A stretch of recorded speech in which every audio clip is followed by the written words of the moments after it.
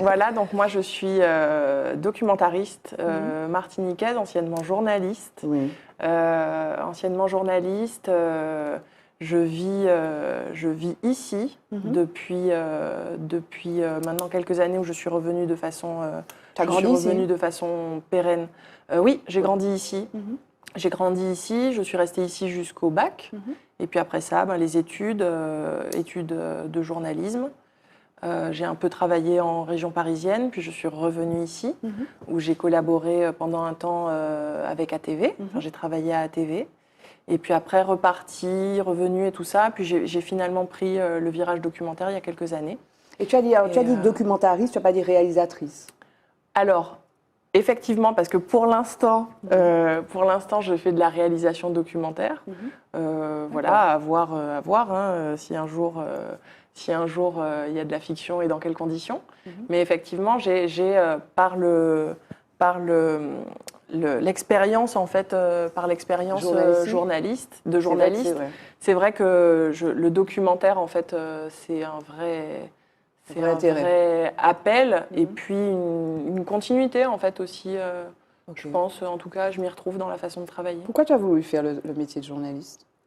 Alors, en fait, pour tout dire, quand j'étais en fait, quand j'étais au lycée, pendant longtemps, je voulais être vétérinaire. D'accord. Je voulais être vétérinaire pour gros animaux, donc les vaches, les chevaux et tout ça.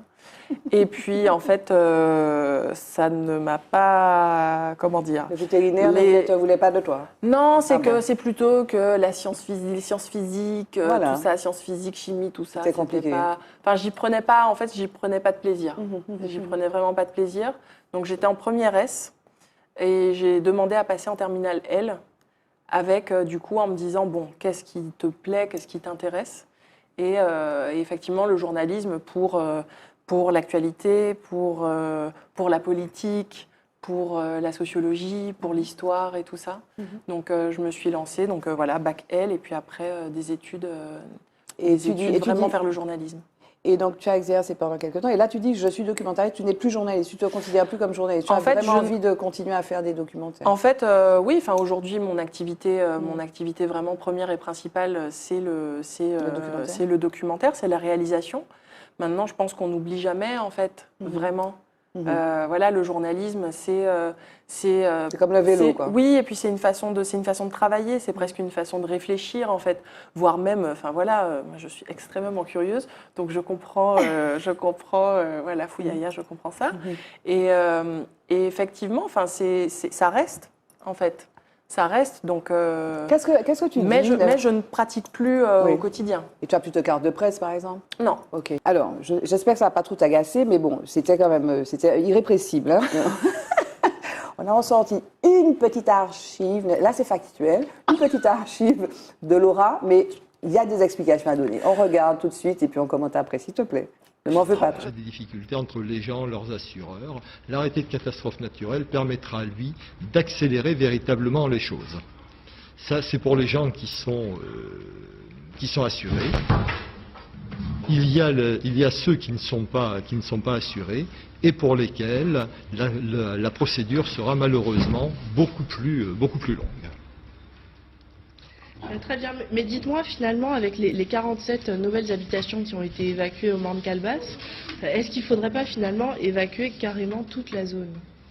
Non, je crois qu'il faut véritablement raison garder.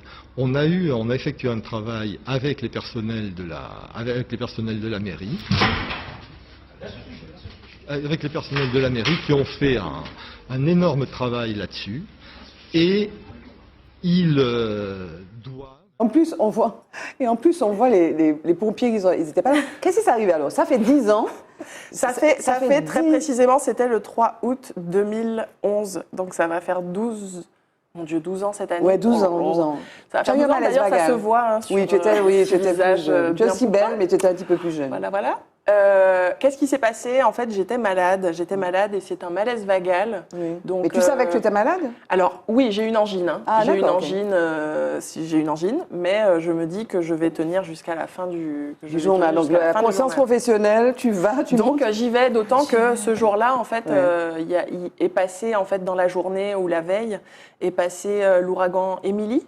qui a emporté le morne calebasse. Wow, En fait, c'est wow. l'année où le morne est tombé en fait avec toutes les D'accord. maisons qu'il y avait dessus. Donc tu restes. Et du coup, moi je veux, et c'est mon 3e jour d'antenne, c'est-à-dire que c'est le 3e Ah oui. jour, c'est mon 3e JT. Et puis sur vous n'étiez pas ATV si à nombreux. l'époque. Et puis voilà. Donc voilà, donc je me dis que j'y vais et Ok. tout ça. Et sauf que bon, je suis donc malade Oui. et je fais un malaise. Enfin donc il y a un moment où j'ai l'impression d'avoir un casque, un Oui. gros casque de moto en fait sur la tête et d'entendre en fait des sons étouffés.